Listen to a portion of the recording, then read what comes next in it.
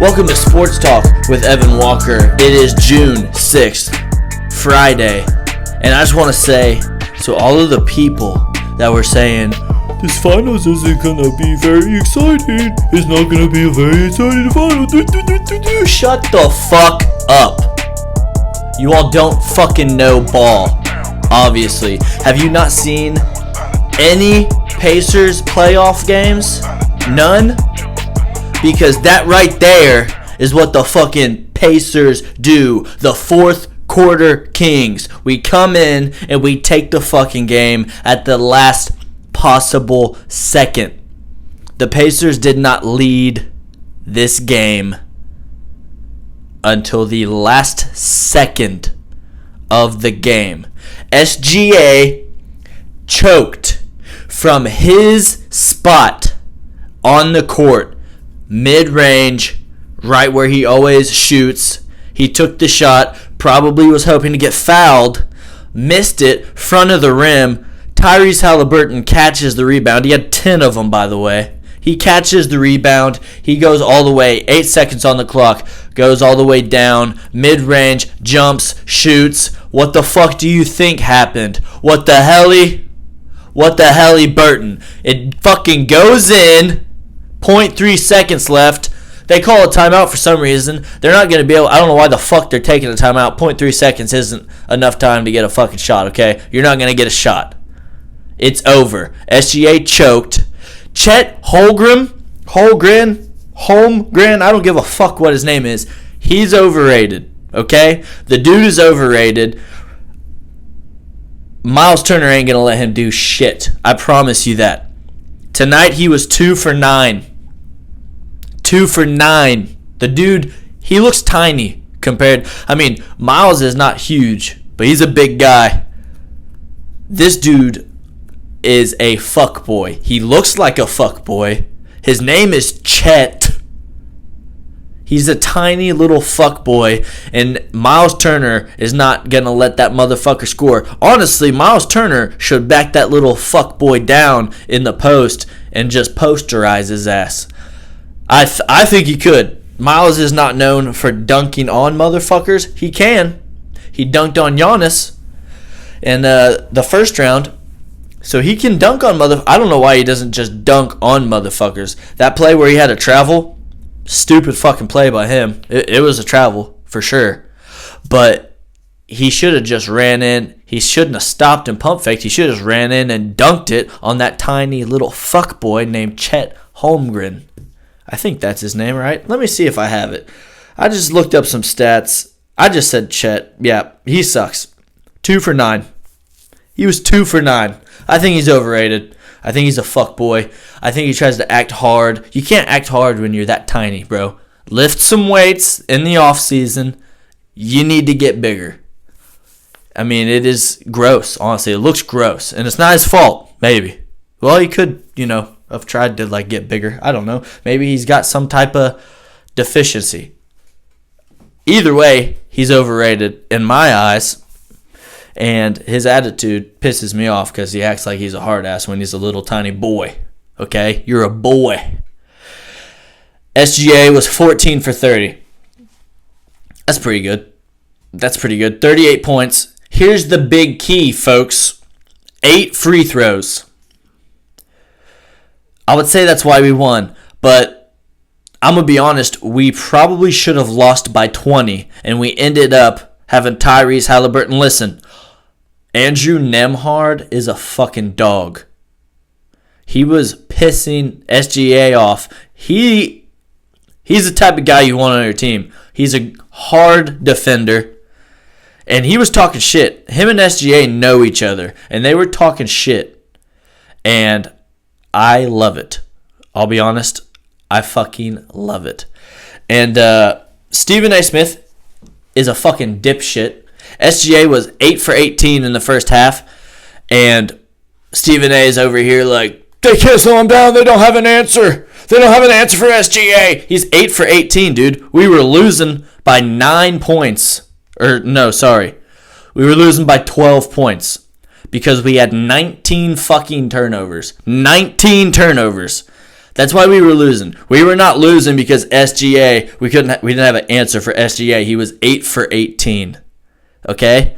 Stephen A. is a moron. I don't know.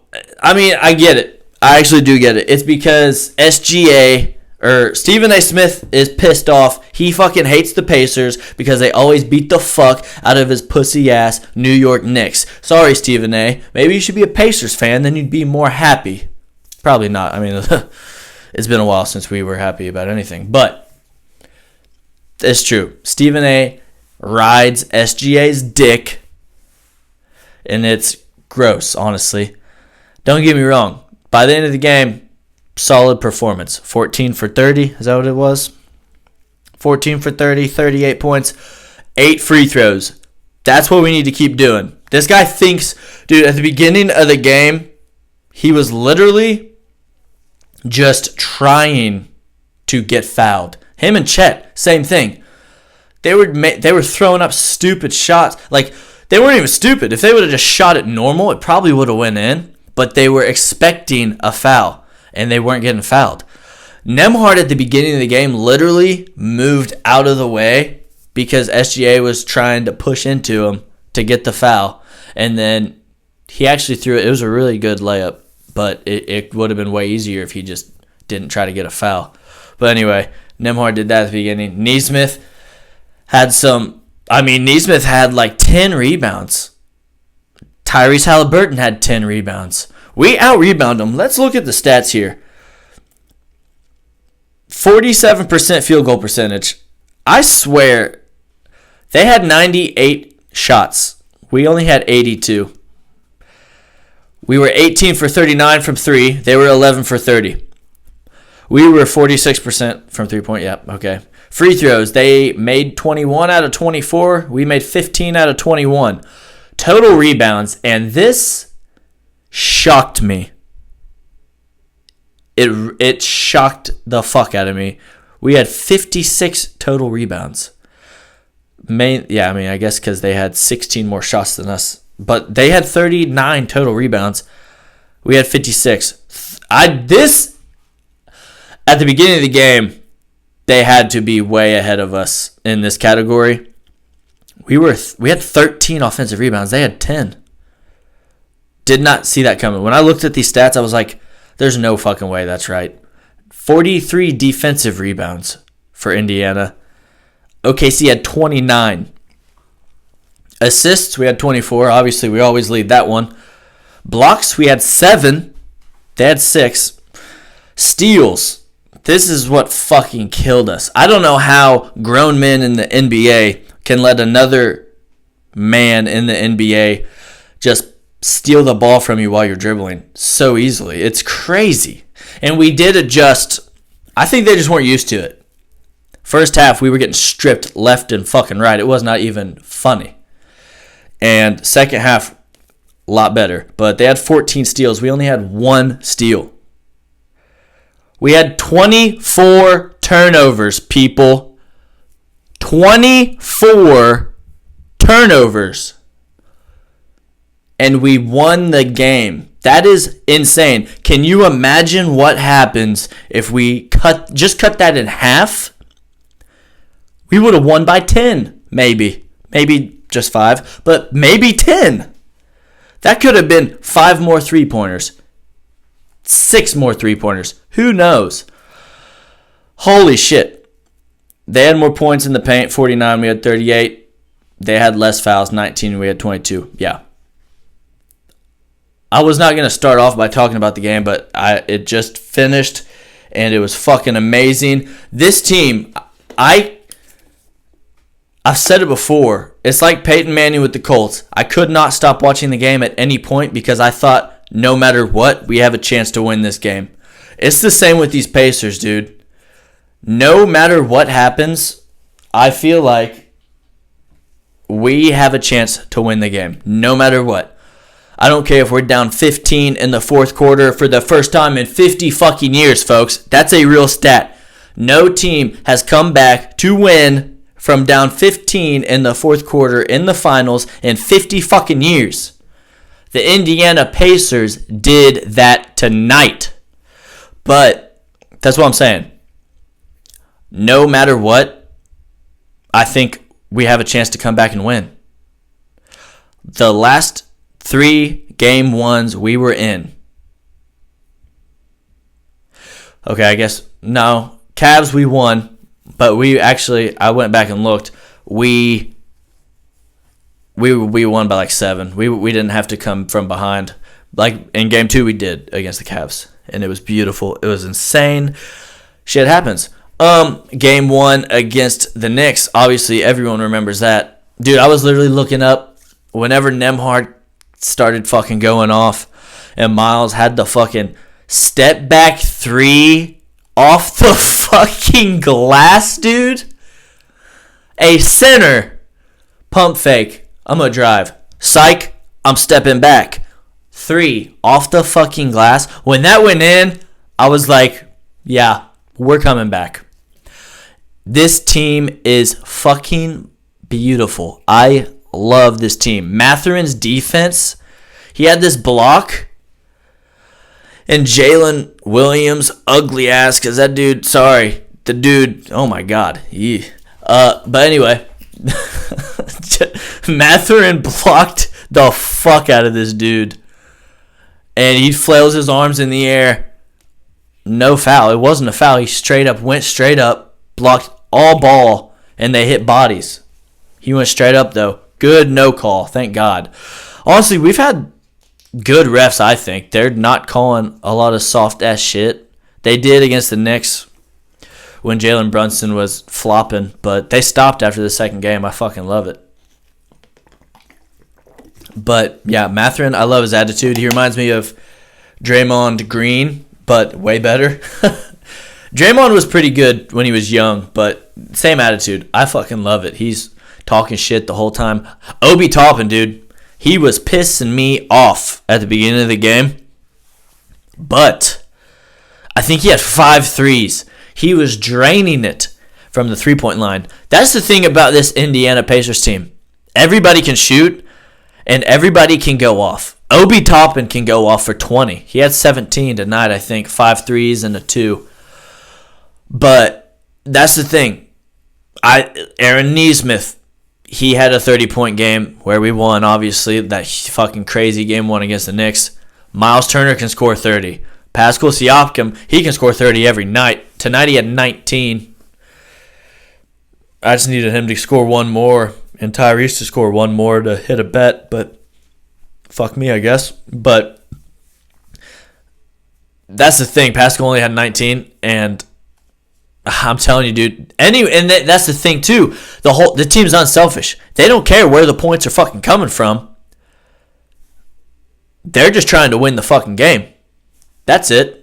We don't have to have one guy score 38 points just to lose a fucking game because you can't hit a mid-range shot from your fucking spot, you soft-ass bitch. Lay on the ground a little longer next time. And that's another fucking thing, because I thought people were saying that this OKC team, yeah. I thought people were saying this OKC team could run. They can run all day. They can run just like us. Pace, pace, pace. But at the end of the game in the fourth quarter, I saw SGA coming up and dribbling, just standing there for 5, 6, 7 seconds, just dribbling the clock out. So, and I mean, I'm talking like with 5 minutes left in the game, 6 maybe. And then I knew he was going to miss that shot, that last shot that he tried to take with their shot clock going down. I knew he was going to miss because he was dribbling out here, slowing it down. He lost the ball. No one even touched the ball. He lost it, gathered it back with his dribble, and then he tried to go for that mid-range shot that he's very good at, and he's fucking elite at that mid-range shot. But he was nervous. because he heard John Halliburton in his fucking head. He pictured John Halliburton coming down to the fucking court and getting in his fucking face. So he missed. And then what happened? Tyrese Halliburton said, "Let daddy show you how it's done." 8 seconds left. I don't give a fuck that I've only scored fucking 11, or what'd he score? 12. I don't give a fuck that I've only scored 12 points in the game. Guess what? I'm going to run down here. He could have told them what he was going to do, and he still would have done it. He has said in interviews, when the game's on the line, I know I'm taking that shot no matter what. And he fucking did it. And you can call me fucking crazy. As soon as that shot went up, I said, that is in. Because he's done it 5 times in this playoffs. And every time, it went in. And it is so fucking fun to be an Indiana Pacers fan right now. I have to wake up early for work. I'm staying up to fucking record this shit because honestly, I probably couldn't go to sleep for a while anyway because I'm so fucking hyped. I could have ran through a fucking wall. I was yelling in my house. It's dead quiet. Well, it's not dead quiet. I had the TV turned up pretty loud, but it's quiet as fuck in my house. I am yelling. My wife probably woke up. Shit happens, okay? I could not hold back the excitement. I was fucking screaming in my house, talking shit to nobody. There was nobody here, but I was talking shit. I was saying, "Hey, Alex Caruso, you fucking white boy." I was acting like a black dude on 2K. I was saying, "Hey, fucking white boy, you're trash, boy. You're trash, white boy." I don't know why I was doing that, but that's what was happening. And that is true. If you play 2K singles, you'll hear it. If you're a white, it'll happen, and that's fine. It's a part of the game. I get it. And I think we should be. I mean, Alex Caruso, what the fuck, dude? Why do you act like you're not fucking fouling people? Everybody in the NBA, if you slap somebody's arm, that is a foul. Why are you trying to act? Replay it. Yeah, you did. Are you dumb? It's insane. Maybe their adrenaline is rushing so much that they just truly think they didn't slap the fuck. There's a red mark on the dude's arm. You smacked his arm. The replay, it would take them half a second to replay that. They would not have to look at the monitor. They'd say, "This guy's he's high as fuck. He slapped the fuck out of his arm. Look, it's bleeding." Not really. But everybody, I don't understand. It is so crazy that these guys are asking, "Fucking challenge it." Oh my God. Thank God some of these coaches have sense and they don't challenge every single call. Which they wouldn't. They only have one, but wow. I mean, Alex Caruso clearly fouled, and then it wasn't even close. He clearly fouled, and he was like, "What?" And I like Alex Caruso. I don't know if I like watching him play, because against my team, I guess that I should say. I like how he plays. It's hard. Kind of like Josh Hart, but a white boy. But, it's annoying, because he was doing it multiple times, just acting like he didn't foul. Bro, you fouled. Clearly. Very clearly. It wasn't even funny. It wasn't even close. Anyway, Stephen A. is a dumb fuck. Also, this ESPN crew, why the fuck why do they have jobs? They should not have jobs. It should be TNT calling every single game. They're 10 times better, way more enjoyable. Perkins is a fucking big dumb dipshit. I kind of like Perkins, but my God, it's funny. Skip Bayless, he's a moron. Did you see him with the fucking OKC shirt on? Yeah, that's when I knew we're taking game 1. By the way, I called it. Pretty sure I called it. Oh, yeah, I did. Monday's episode, you can look it up. I said we're taking game 1. And after watching game 1 and how we had 24 fucking turnovers and still won, I think we're taking game 2. I think they're going to be nervous that they lost game 1. I don't know, dude. We have won the first 2 games, the last 2 rounds, okay? Cavs, number 1 seed in the tournament in the East. Yeah, they were number 1 in the East, and we beat them first 2 games. Oh, yeah, by the way, what happened? And I don't give a fuck that they had people that were injured. The defensive player of the fucking year was still playing. And Donovan Mitchell, one of the best shooting guards, was still playing, okay? You think having Darius Garland every single game would have helped? No, it wouldn't have mattered. And even when he did play, he was still acting like his big toe was hurting. Boo-hoo, shut the Anyway, I like Cleveland. I like the Cavs. I love Donovan Mitchell, obviously. L1C4, dude. What's up? I have his shoes right there.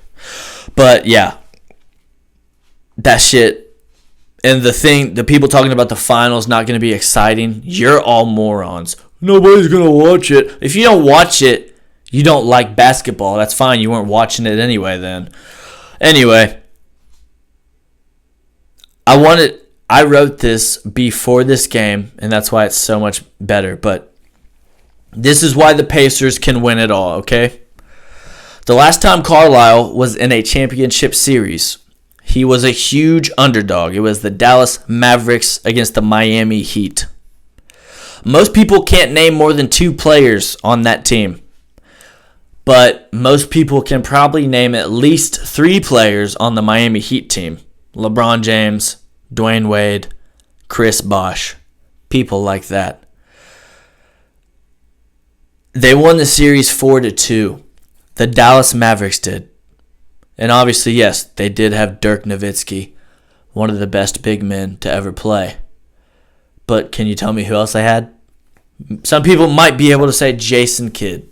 It was later in his career, though, so he wasn't as good, but still solid. No one can name anyone else on that team, unless you really, really, really know ball. Anyway, OKC is good, but are they LeBron James, Chris Bosh, D. Wade good? I don't think so. And this Pacers team is better than that Dallas team overall, collectively as a team. They are number 2 all-time in points per game in the playoffs, behind only the 2017 Golden State Warriors. So, that's why I think they have a chance to win.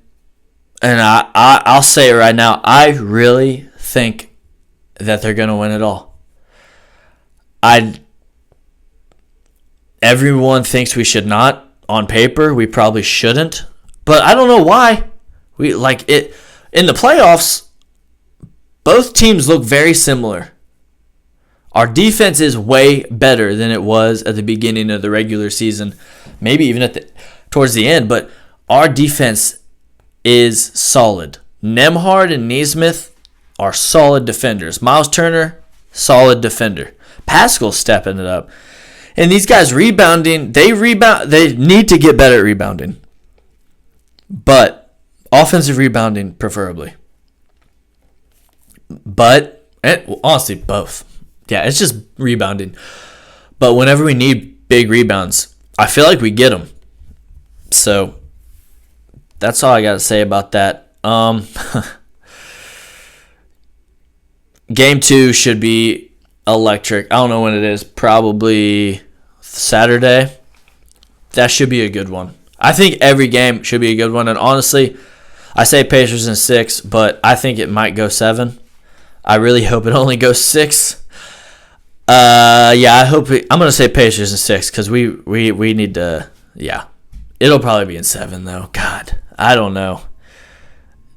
It's gonna be a very good series. It already has been, and it's only been fucking one game. I cannot. I tell myself I can't believe that just happened, but it keeps happening over and over and over again. And when Tyrese goes up with the shot, I think it's going in, no matter what. He's now 12 for 13 on shots within the last 90 seconds of the game to go ahead or tie.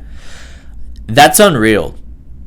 People want to say that Jalen Brunson was Mr. Clutch. Tyrese Halliburton is Mr. Clutch. Period. Okay? It's not even close. Big time shots, he makes them. Jalen Brunson missed big time shots this year in the playoffs to beat the Pacers. Tyrese Halliburton made big shots to beat the Knicks. So that's all you got to know about it. I mean, speaking of the Knicks, Tom Thibodeau was fired after the first Eastern Conference Finals appearance for the Knicks in 25 years. That's crazy.